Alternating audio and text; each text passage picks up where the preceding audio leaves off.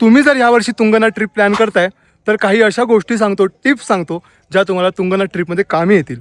तर व्हिडिओ शेवटपर्यंत बघा. सर्वात महत्त्वाची टिप म्हणजे गर्दीपासून वाचायचं असेल तर तुमची ट्रिप वीकडेजमध्ये प्लॅन करा. शनिवार आणि रविवारी इथे खूप जास्त गर्दी असते. पूर्ण गर्दीपासून दूर राहून ट्रेकचा खरा आनंद घ्यायचा असेल तर नाईट ट्रेक सर्वोत्तम पर्याय आहे. रात्री साधारण 2 वाजता ट्रेक सुरू करा आणि सोबत हेडलॅम्प किंवा टॉर्च आवर्जून ठेवा. या नाईट ट्रेकमध्ये तुम्हाला चांदण्याने भरलेलं सुंदर आकाश पाहायला मिळेल, जो अनुभव अविस्मरणीय असतो. जगातील सर्वात उंच शिवमंदिर असल्यामुळे येथे उंचीचा परिणाम काही जणांना जाणवू शकतो. श्वास घेण्याचा त्रास होत असेल तर सोबत कापूर नक्की ठेवा, त्यामुळे थोडी मदत तुम्हाला होईल. ट्रेकच्या सुरुवातीला ऊर्जा वाचवण्यासाठी एक स्थिर गती ठेवा. हळूहळू चालत राहा, पण वारंवार थांबणं टाळा. ड्राय फ्रूट सोबत असणं आवश्यक आहे. तसेच वाटेत तहान लागली नाही तरी नियमित पाणी पित राहा. रात्रीच्या अंधारात शॉर्टकट मारण्याचा प्रयत्न करू नका. तसेच दिवसा शॉर्टकटच्या नादात मिडोजमध्ये प्रवेश करू नका. नियम भंग केल्यास 5,000 रुपये दंड लागू शकतो.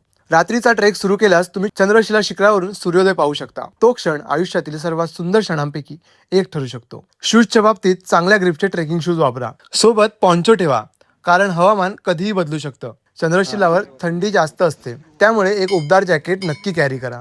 परत येताना बाप्पा आणि त्यांचे पप्पा यांचे दर्शन घ्यायला विसरू नका.